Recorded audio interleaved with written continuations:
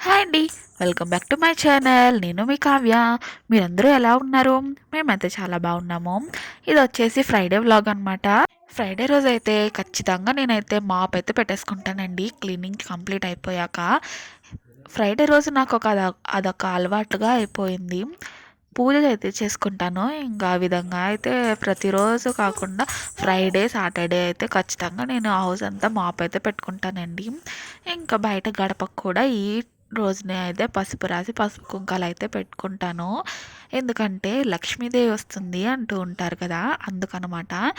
ఇంకా మంచిగా చిన్న ముగ్గు అయితే పెట్టేసుకున్నాను. ప్రతిరోజు బయట ఇలా ముగ్గు పెట్టుకుంటే ఒక పాజిటివ్ వైబ్‌తో పాటు మంచి డైలీ నేను ఇలాగే చేసుకుంటాననమాట. ఇంక ఫ్రెష్ అయిపోయాక క్యారెట్స్‌కి అయితే ప్రిపేర్ చేసేయాలి కదా! దానికోసం బంగాళాదుంప దుల్లు చేద్దామని చెప్పి బంగాళదుంపలు అయితే ఉడకబెడుతున్నాను. ఈరోజు ఫ్రైడే కదా! నేనైతే ఖచ్చితంగా ప్రసాదం అనేది చేస్తానండి.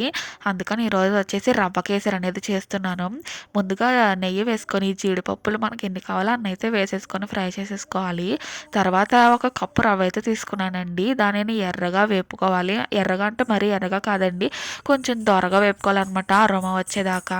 తర్వాత వచ్చేసి మరుగుతున్న వాటర్ అనేవి కొంచెం కొంచెం వేసుకుంటూ కలుపుకోవాలనమాట లంప్స్ అనేవి పడకుండా.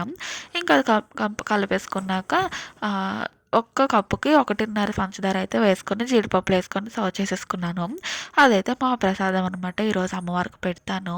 ఇంకా టిఫిన్కి వచ్చేసి చిత్రాన్నం అయితే చేస్తున్నానండి. చిత్రాన్నం అంటే అందరికీ తెలిసే ఉంటుందిలేండి రెసిపీ. ముందుగా ఆయిల్ వేసుకొని పోపు దినుసులన్నీ వేసుకొని పచ్చిమిరపకాయలు కరివేపు వేసుకొని ఇంకా అంతేనండి. మేమైతే టిఫిన్ సర్వ్ చేసేసాను మా హస్బెండ్కి. ఇంకా టైం ఉందని చెప్పేసి నేనైతే పూజ చేసుకుందామని పూజకైతే కంప్లీట్ చేసేసుకుంటున్నాను. నేను ఫ్రైడే మాత్రం ఖచ్చితంగా డైలీ నిత్య పూజ అనేది చేసుకుంటాను. ఫ్రైడే మాత్రం మొత్తం క్లీన్ చేసుకొని అయితే పూజ అయితే చేసుకుంటానండి.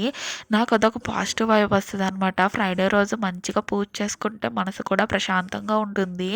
ఒక్కొక్క రోజు చేసుకోలేదనుకోండి ఫ్రైడే రోజు, ఆ రోజంతా ఏదో డల్‌గా ఏదోలా ఉంటదనమాట. ఒకసారి మీరు ట్రై చేయండి. ఎప్పుడైనా డల్‌గా ఉందనుకోండి మీకు, ఒక్కసారి వచ్చి దేవుడి మందిరంలోకి ఒక్క దీపం వెలిగించుకొని, ధూపం అనేది వెలిగించుకుంటే చాలా ప్రశాంతంగా ఉంటుందనమాట. మీరు ట్రై చేయండి. ఇంక మా పూజ అయితే అయిపోయింది. ఇంకా సాంబ్రాణి అయితే ఇల్లంతా చూపిస్తున్నాను. మా అత్తయ్య గారనమాట. అంటే నాకు అమ్మమ్మ అవుతారు మా అమ్మమ్మ. ఇంక ఇల్లంతా ధూపం అయితే చూపిచ్చేస్తున్నాను. మా తులసి కోటకు కూడా చూపించేస్తాననమాట ఈ విధంగానే. ఇంకా బంగాళదుంపలు అయితే ఉడికిపోయాయి. వాటిని తొక్క తీసుకొని మ్యాష్ చేసుకుంటున్నాననమాట. బంగాళదుంప తొలలు మీకు తెలుసా రెసిపీ? తెలియకపోతే చూసేయండి. ఎవరికైనా తెలిస్తే మాత్రం కామెంట్ చేయండి మాకు తెలుసు అని.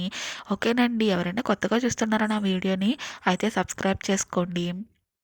ఇంక ఇదొచ్చేసి పెసరపప్పు చారు అనమాట. పెసరపప్పును ముందుగా కడుక్కొని కాసేపు అలా నానబెట్టేసుకున్న తర్వాత స్టవ్ మీద అయితే పెట్టేసుకుంటున్నాను. ఇప్పుడైతే దుల్లు ఉంది కదా! బంగాళదుంప దుల్లుకి, ఆ పెసరపప్పు చారుకి కావాల్సినవన్నీ రెడీ చేసుకుంటున్నాననమాట.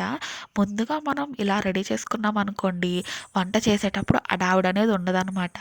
ఒక్కొక్కసారి రెడీ చేసుకోకుండా హడావుడిగా చేసేస్తాం కదా! టైం అయిపోతుందని. అలాంటి టైంలో అయితే ఖచ్చితంగా ఏదన్నా ఒకటి మాడిపోతుందండి.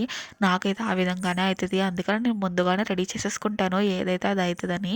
టైం అయితే అయితదండి. రెడీ చేసుకున్నామనుకోండి, మనకి కొంచెం ప్రశాంతంగా ఉంటదనమాట. వంట చేసేటప్పుడు మాడిపోతది. ఆయిల్ వేడెక్కిపోయిందనుకో పోపు దినుసులు వేసేటప్పటికి మాడిపోతాయి.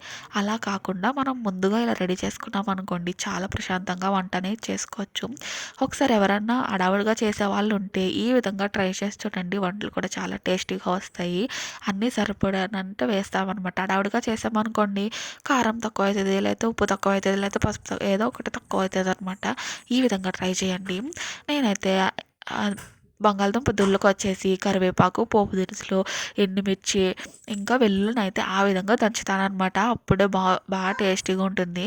ఇంకా చిన్న ప్లేట్‌లో వచ్చేసి పెసరపప్పు చారుకి తాలింపు అనమాట. దానికి వెల్లుల్లి, కరివేపాకు ఇంకా ఈ ఉల్లిపాయలు అనేవి వేసుకోవాలి. ఇంకా అన్నీ కట్ చేసేసుకున్నాక ఈరోజు అయితే వెజ్ ఫిష్ ఫ్రై అనేది చేస్తున్నానండి. అంటే ఏంటి అనుకుంటున్నారా? వెజ్ ఫిష్ ఫ్రై అంటే ఏమీ లేదండి. రా బనానా ఉంటుంది కదా! అంటే అరటికాయ అనమాట.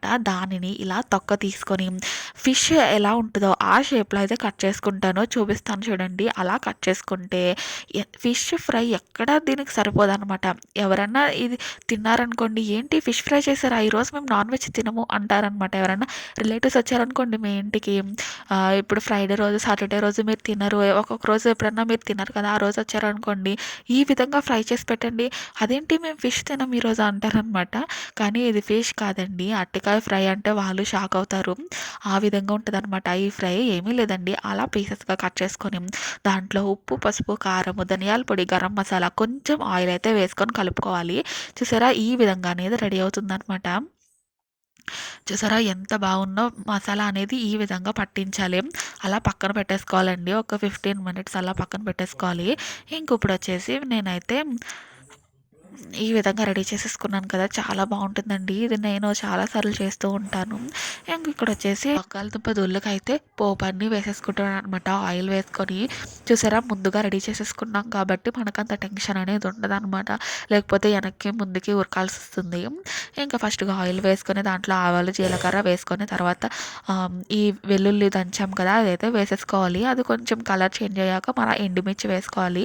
ఎండుమిర్చి కూడా ఫ్రై అయిపోయాక పచ్చిమిరపకాయలు, ఉల్లిపాయలు అయితే సన్నగా కోసుకొని అయితే వేసేసుకున్నాను. తర్వాత అయితే బంగాళదుంప స్మాష్ చేసి పెట్టుకున్నాను కదా! అవి వేసుకొని పసుపు, ఉప్పు, నిమ్మరసం అయితే వేసేసుకోవాలనమాట. ఇక్కడ చూసారా ఫిష్ ఫ్రై కాదండోయ్! అది ఫిష్ ఫ్రై కాదు. రా బనానా ఫ్రై అనమాట. అంటే అరటికాయ ఫ్రై. ఇక్కడ నా పప్పు కూడా ఉడికిపోయింది. అది కూడా ఒకసారి మిక్సీలో అయితే వేసేసుకుంటున్నాను. ఈ విధంగా మిక్సీలో వేసుకున్నామనుకోండి పిల్లలు కూడా తినడానికి ఈజీగా ఉంటుంది. వాళ్ళకి కూడా కొంతమంది తినేటప్పుడు పప్పు అడ్డంగా వస్తే తినము, మాకు ఇది నచ్చలేదు అంటారు కదా! ఆ విధంగా ఉండకుండా ఇలా మిక్సీ చేసుకుంటే బావుంటుందనమాట. ఇంక ఇక్కడ తాలింపుకైతే ముందుగా ఆవాలు, జీలకర్ర, ద ద మెంతులైతే వేసుకోండి బావుంటుంది టేస్ట్.